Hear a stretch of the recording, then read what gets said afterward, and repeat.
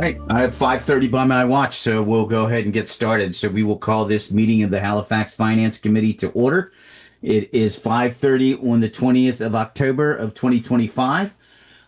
This meeting of the Halifax Finance Committee is being recorded and will be posted to Area 58 Community Access Channel. Agenda items may be taken out of order for time management considerations. Committee members in attendance on the call are Cheryl Burke, Mike Bennett, Frank Johnston, EJ Bryan, Mike Rignetta, Rod Hemingway, and myself. So thanks you everybody for joining. I hope you all had a good Sunday, since we were all at the training session with the AFTC on Saturday. I don't believe we have any minutes to be reviewed for this specific call, so we will just go right by that agenda item and move into agenda item number 2, which is a review or any comments or questions about the annual meeting at the AFTC.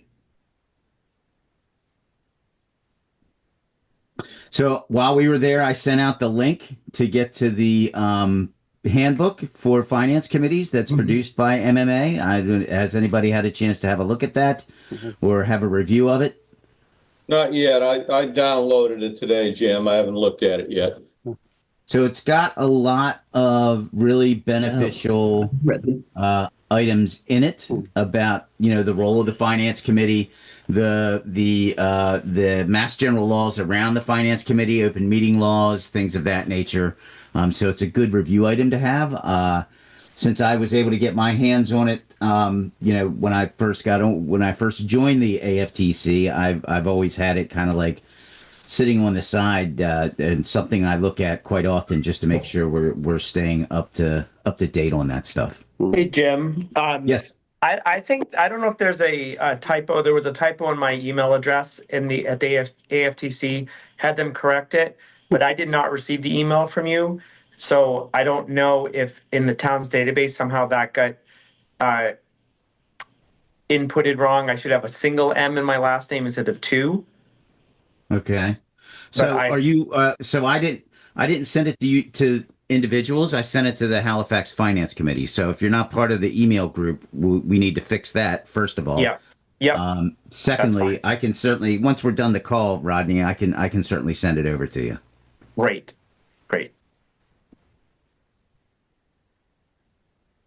Caesar, can you check and make sure Rodney's in the general mailing of the FinCom email, please? He should be on there, but I'll check. Thank you, Caesar. Thanks, Caesar.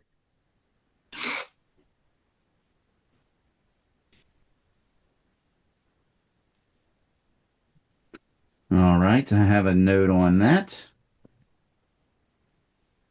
So we'll make sure to follow up on that, Rodney. And if Caesar comes back and says you're not in it, as I said, I'll just send it right out to you. And if I'm in it, then I'll just talk to Caesar offline about why I'm not seeing that in my outbox. I'll get that fixed. Sure, certainly makes sense. So there's a lot of good information. So EJ, I know that you weren't able to make it, and I don't think Mike was able to make it either. But they had a lot of really good sessions. The afternoon session about they had a couple of towns who were trying to pass overrides up at the dais, just kind of talking through what they did to get it to town meeting. I'd say the most salient one was the Easton town administrator had approval at town meeting, but got defeated at the ballot box by 2-1. So they had 80%. I think he said 80% passed it at town meeting. At town meeting. Yeah. But once you got behind into the voting booth, it got turned down pretty soundly. You know what that number he was looking for was, Jim? What's that? You know what number they were looking for? What was the amount of that override? Do you remember?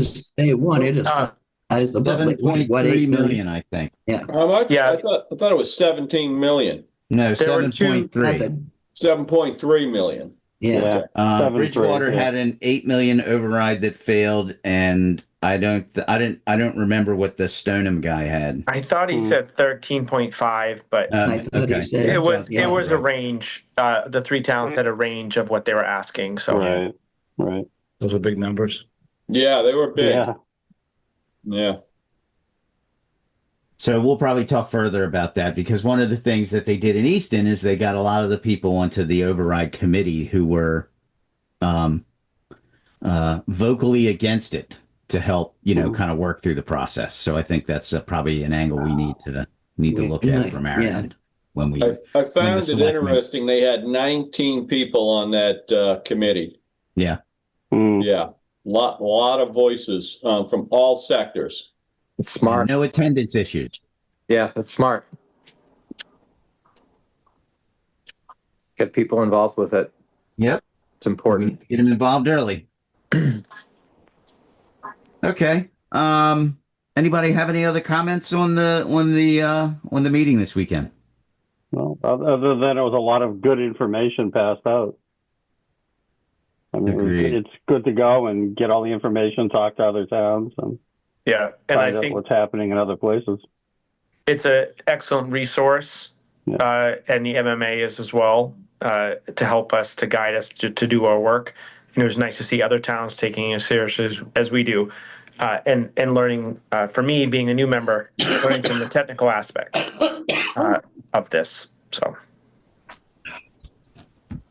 Yeah, I'll agree, Rod. There was a lot of really good information and interesting the comments from the different municipalities on what they're going through and the hurdles they've had and successes they've had as well, and how they achieved them.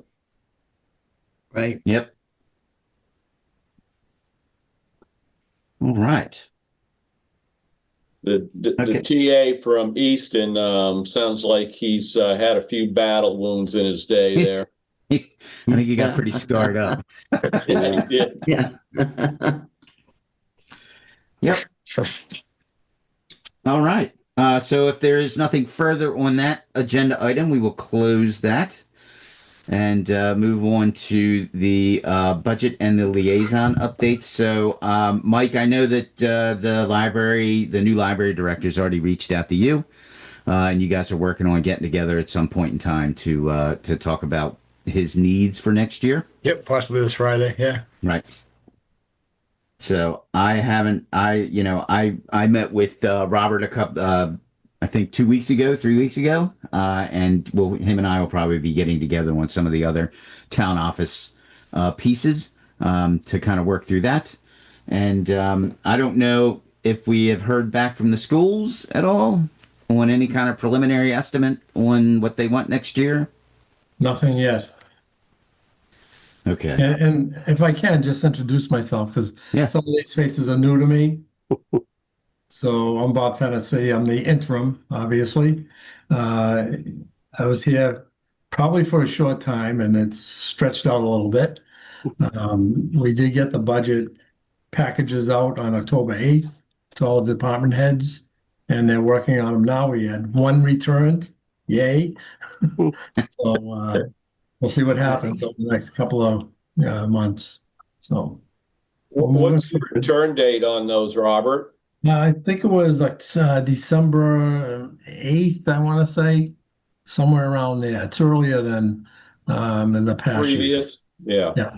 So it'll give Finance Committee more time to kind of digest them all and figure a path to get the balanced budgets out. So Did you submit a reduction yes. as well? Two budgets they're going to submit.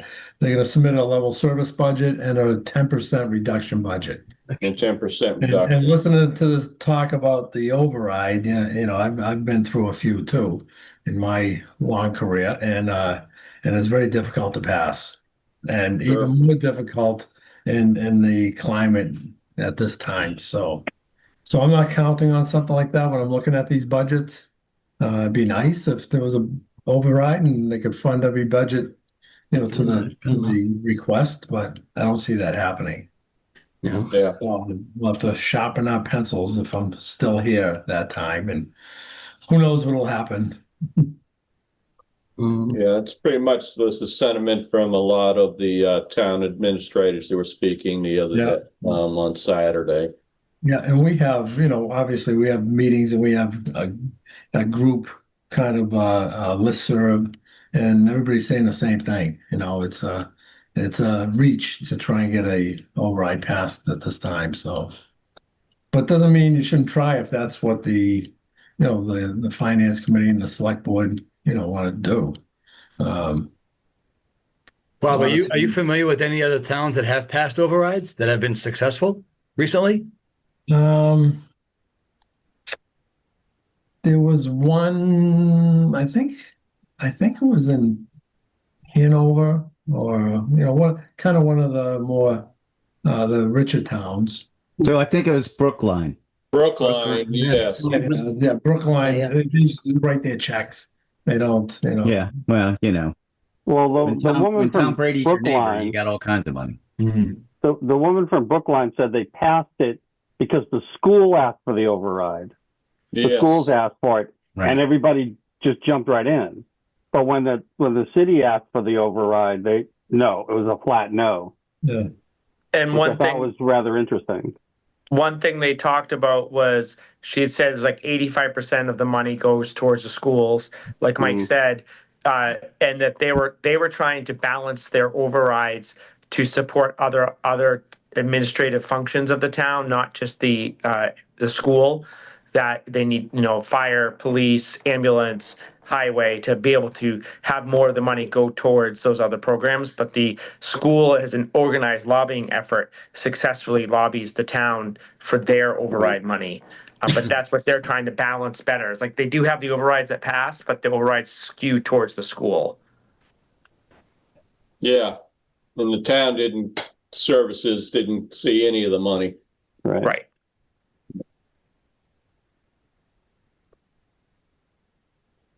Okay. Hey, Jim, So just, yes. it's EJ, just real quick on the school budget. So I know we haven't seen much from them, but one of the items that was in that last email we got from them, there were a couple of bullet points on there, and one of them was about transportation. And I think it was that we're going into the sixth year. We have a 7th-year option or a 6th-year option that we can pick up. And I think they're making the recommendation that we pick that up. At some point, is it worth opening a conversation up as to how we approach these extensions moving forward? Rather than just saying that, or assuming that they're our best option, and just moving forward with them because they're in front of us. I just think that we're not testing the market out as strongly as we should in these types of situations, given the situation that we're in overall, from a budget standpoint. Oh, I absolutely agree with that. I can understand, going through the contract, but when you get to option years, it's specifically that it's an option. They didn't seem to have an appetite last year to look at other vendors. And Robert, maybe you can help us out with this or give us some kind of feedback. The challenge is I think there's a limited group of providers, first of all.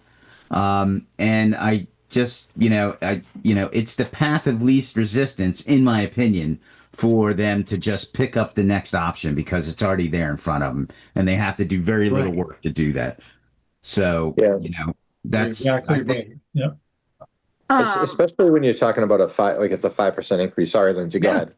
No, I was just going to say I don't know what the increase is out like with other companies, but it's a 5%, and it did sound like that is less money than a new contract. Sarah So the Hickey had increase of talked about that. 5%. Now we're Yeah. talking about the yellow buses for a student here, Correct.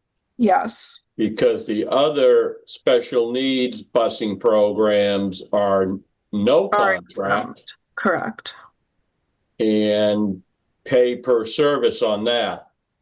And that's where the bulk of the money is going to. So I guess my only problem with that statement is it's all assumption, because we don't have anything to prove out that it is the most fiscally responsible approach to it, right? And I'm not saying that it isn't overall. I truly hear you out there, Lindsay. And I know you're just kind of regurgitating what you've heard elsewhere, but if we haven't shopped it and we don't know what we're getting for competitive bids, how can we say that this is the best option for us to use? That's the trouble that I have with it. Me also. I'm right behind you on that. Yeah. You know, it's great to say it is cheap, and that's fine, but how do you validate that? Right. And I think in today, you know, when we're at town meeting and we're fighting over a $300 increase to a committee's you know, mailing expense, and not saying anything about a $1.7 million transportation budget that goes up every year 5%. You know, it seems a little bit backwards to me. So I don't know if we have. I don't know if we have the ability to either convince or push the school in that direction. But it seems like it's the central office that'll be doing that. Would be seeking those RFPs. Is that correct? Correct. Yeah, Business my services understanding would it have is, to get a quote for it, yeah. Right. Right, they'd when have they to- need to put bids out. Well, they'd have to get some kind of the only way they're going to get a quote Hmm. through a bid. Right. Right, so Is this, sorry, Jay, I had a question for you, or maybe Lindsay, either one of you might be able to answer it. Is the option, the transportation option, a mutual option, or is it the town's option to renew? Who is it? What's the nature of the option for the 7th year? It was so there was it was a 5-year contract with a 6th and 7th option added to it. They did do it for the 6th year, and it's based on a recommendation, is what it sounded like from Sarah. And she did say that she is recommending it for the 7th year. So I do think after the 5 years, it's just based on, I would assume they do a comparison. I don't really want to speak for them. But then it's based on a recommendation from the school's finance, it sounds like. And it's our option, Rodney, Okay, to pick that year up. thanks. Thank you both. Robert, any Yeah, thoughts? I hear you, Jim. I know that we can't do much about it. It just seems, you know, given what our responsibility is for the town, it seems foolish for us to at least not have the conversation because, you know, anything else would be just us turning our back to it. I don't think none of us want to do that. Right.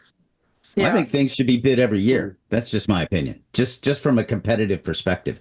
right, And to open and you know, just in the terms of free market, to get it out in front of the public, and any other vendor who wants to bid on it is certainly welcome to bid on it. If you don't get any other vendors to Right. bid, so be it. But you know, at least you went out and you tried have to put it out there. tried to get that, right? Tried to gather that kind of stuff. Right. You know, and you know what the other, I guess the flip side of that is you could run afoul of, you know, the constituency itself when we start questioning what the school's doing, because then, you know, are you against education? You know, that kind of stuff is where we would be headed. Well, there have been occasions where no bus companies actually bid. People go out to bid and nobody bids on it. Yeah. That's been a reality as well. Right. Mhm. So you have It to be pretty careful and look at your hand and Yeah. see what's going on around you first, I think, before you challenge the price and want to do that. Just make sure that, Right. you know, we can get someone to bid on it. It's difficult to get people to bid on these Mhm. for the bus services. well, yeah, and I understand where you're coming from, Jim, but on those types of contracts, I don't think you're going to find very many people interested in just a 1-year bid because Right. of the amount of work that goes into that with the Well- bidding process and the hiring and operational of that contract as well. At a minimum, it should be at least 3 years. I would think, yeah. I'm not so sure about it being a 5-year with 2 option, 3 option behind it. Maybe a 3 with a 2 option years or something like that for a total Yeah. of 5. Well, we could request pricing for 3 years, 5 years, and see if it's better pricing over time. You know, over the 5-year period might be a little bit lower than 3. because they have to pay for these buses. So if they have guaranteed at least 5 years, they're a little happier than 3 years. Right. Well, Sometimes. let me be clear. I'm not saying we should go to 1 year contracts. I'm not saying that. I'm saying pricing should be validated every year. Mhm. Whether you work in your community, talk to other schools, what are they doing for how much, what's their busing costs or transportation costs, and if they're fairly aligned with not only, across the area or schools of similar size, but also with the economy as a whole and how inflation is running versus, whatever tax base or monetary policy or budget policies are going on in that area. That's what I'm saying. We should be checking that to make sure we're consistent and not, and then going back to the vendor if there's an issue, or at least this is what I did when I worked with the state of Massachusetts, is I would go back to whatever vendor we were working with, and I would say, and I would check with other vendors. Is this about what the market is? Instead Yeah. of just saying, okay, 5 years, thank you very much, and just letting it run. Yeah, the simplest way that I agree with everything you're saying, Jim. The simplest way that I think about it is working with taxpayer dollars. You're bound to process, and you have to be sure that, speaking for us, we have to be sure that we're following process, and as do all the contracts that we enter into. What results of that process isn't anything that we can control. But as long as we just make sure the I's are dotted and the T's are crossed, then we can feel good about what's going on around us. And I just think that that's where all of this comes into play in my mind. It's like we're not even looking at these things right now, and that's scary when we look at the shortages that we're up against every single year. To not look at things is not a good way for us to operate. Yeah, and I don't want to speak for the school, but I think they are looking at those things. Something that was bid out and purchased 6 years ago at a 5% increase is probably a lot less than what it is today over the past 2 or 3 years with all the massive increases, not only in vehicles and other things. It's just, I would think that a 5% falls in a very positive amount of an increase versus what if they go out to bid, they're shutting off that option and they're going out to bid. And then it's kind of like when one of the Sox Bregman, when he went out, he's going to go out to bid, giving up his option to stay with the Sox for a certain amount of money. He'll make a lot more money. There'll be a lot more out there because prices have increased so dramatically over the past, 3 or 4 years across the board. So I think they're talking to I would hope they're talking to other communities and others to see if that's still a good deal. My gut is that it probably is a good deal at 5%. Another thing is, I think should also be addressed again is the head count on these buses again. Like we did 2 years ago, we did the head counts and found out that we were running some buses with 12 students and some buses with 50 students on them. Wow. Yeah. Combining routes and minimizing buses. I believe we were able to save on two buses. It's like $80,000, $100,000. Yeah. Between the two buses, if I remember correctly. And I think we need to go back to that again because 1, student counts are down. 2, there's more and more students being driven to school. So some buses are running pretty thin. And I think we need to reevaluate that once again. And if we can cut 1 or 2 buses again, it's significant money to us, on these budgets. Yeah, and I just to put a pin in it from my perspective, I'm not saying that the 5% is not the cheapest option or the best option for us to move forward with this. I'm not saying that at all. I'm just saying that we can't ask people to believe us that it is without being able to prove that it is, and we can't do that.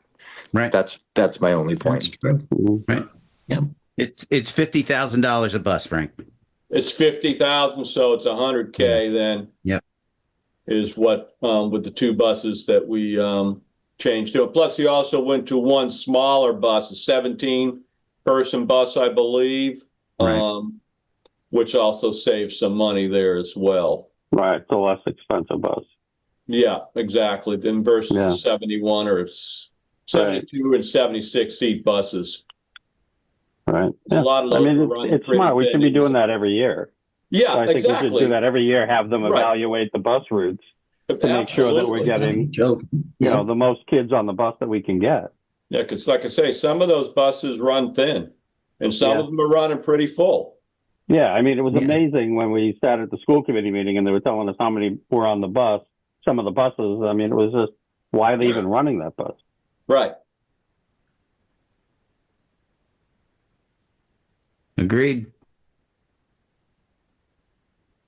All good information, all leading to a very interesting fiscal year. Mhm.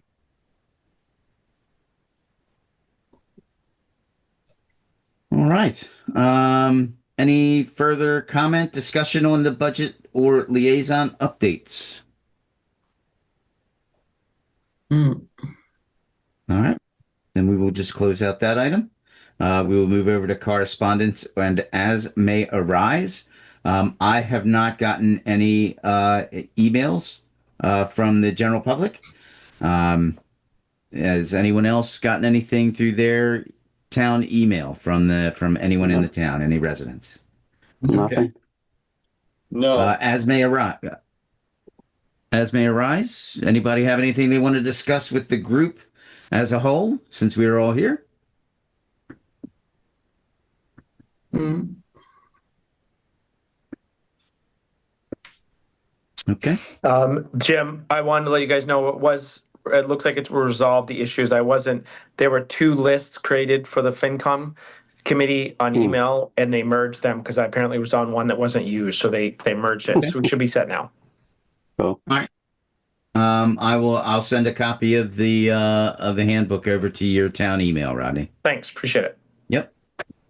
Jim, have there been conversations at all yet about timeline leading up to next town meeting at all? Has that come up at all? In terms of When? Like the when timeline? town meeting will be? Yeah. I haven't It's heard usually anything. Monday in May. May, right? First? Yeah. Would you say Supposed to be like the first Monday in Monday in May. May or something? Okay. I think it's the second. Is it the second? yeah, I think it's second Monday in May. believe Yeah, it's the sounds second right. Monday in May. Okay. Yeah. Second Monday. Okay. All right. Well, as usual, we'll probably run, every other week until probably January. Then when we start seeing some budgets come in, when we get into February, we'll pick back up to every Monday until town meeting until we get the budgets done and the warrant completed. And will we be doing the same that we did last year, meeting with them? Yes, With I Bob would. That's that. and Yes. I would like to see everybody at least speak with their liaisons about what it is they'd be looking for this year and any issues or challenges that they have that they would want to escalate prior to submitting anything. I have a question. I don't know, maybe it's for Bob or Jim, but I'll pose it to the committee. I need the details on who the liaisons are for that are my responsibility to reach out to. So I don't know who can provide that to me, but that would be really appreciated. And sadly, with Bob Valerie's sudden passing, we'll obviously have to identify a Board of Health agent that I can be in contact with as well. And I don't know, I heard that we might be having someone covered started today. I don't know if Bob could shed any more light on that. So we have Bob Bucher from the consortium. We're part of a consortium of, I think, 8 towns of health agents, and Bob Valerie was one of the big players in that. So last week, Bob Bucher came in and got situated. They're going to fill in until we hire somebody for no cost to the town. So we'll hire somebody a year from now. But How do you spell Don't his tell last him I name? said that. No. So he's doing the inspections. He's qualified. These are all health agents. And when there's an and they all have different expertise in their background. So if it's a specific thing, they'll pull in somebody else to go out and do the inspection or deal with an issue. So it's kind of a great group to have. I was floored when he came in last week, the day after Bob notification came out that he died. He was in there to meet with me and get on board. Really nice guy, very Amazing. smart. Yeah. You know, he's gonna do 2 days a week right now, Tuesday and Thursday. But will he be working on the budgets? I'll probably be working with him on the budget to put All it right, so together. you're gonna work on the budget With then. Peggy, yeah. Okay. All right. They have a pretty standard budget, so You think you can get that to us in about 10 days, that budget on that, Robert, or? we'll see. I mean, I don't, again, it's a standard budget, and when you're dealing with a level service budget, it's pretty easy to do. It's not, rocket science at that Yeah, level, not rocket science. and then the 10% cut. Good. Okay. You got to figure out where to cut, where to have the least impacts.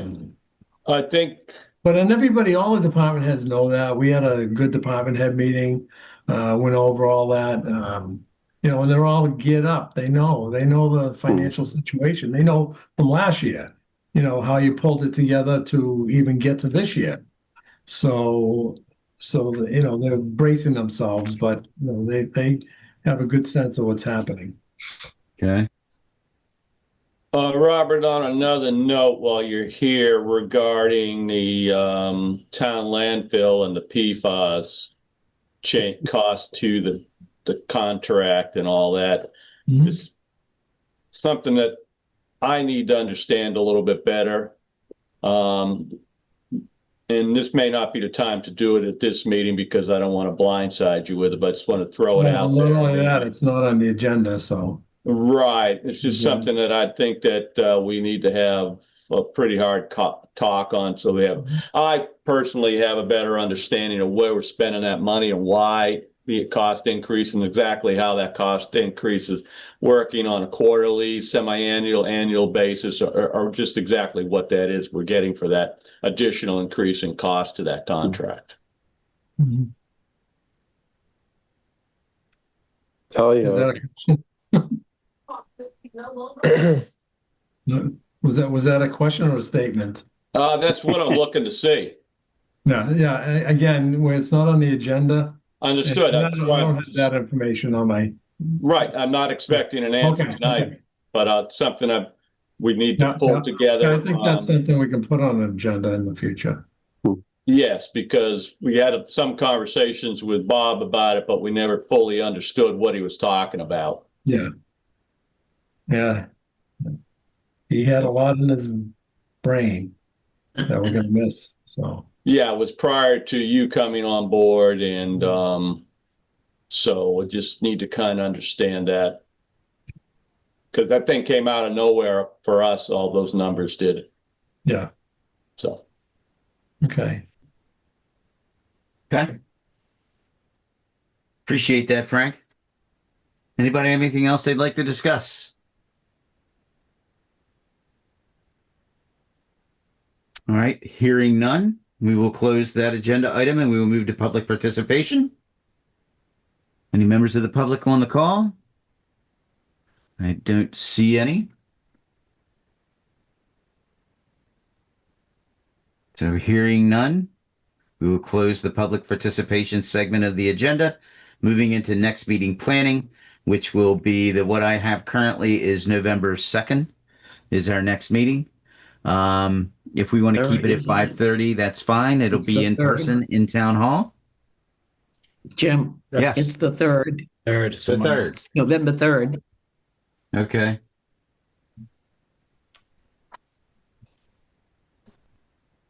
All right. And that's in person, correct? In person town hall, 17:30. 5:30. 17:30 works. All right. That's fine. I understand it. It does. It does. I'll be there at 5:30 anyways. Either way, right? Either way. That'll work, Mike. All right, everybody. I wrote it. It's written in blood in my note, right in my book right now. Right, okay. There you go. All right. Is there anything else anybody wants to bring up or chat about? Okay, then that concludes the agenda items for this evening's meeting. May we have? Can we get an motion to adjourn? So move. Is there a second? Second. Thank you. Roll call vote. Cheryl, Yes. Mike Bennett, Yes. Frank Johnston, Yes, to adjourn, please. EJ, Yes. Mike Rignetta, Yes. Rod Hemingway, Yes. and I'm a yes as well. So the meeting is adjourned. I want to thank everybody for joining, and we will see you in 2 weeks. See Thank in you 2 all. weeks. Hey there, Night, everyone. Thanks, Jim. everybody. Nice Bye. meeting you. Night. Nice to meet seeing you, you, Bob. Bob. Thanks, guys. Thank you. Bye.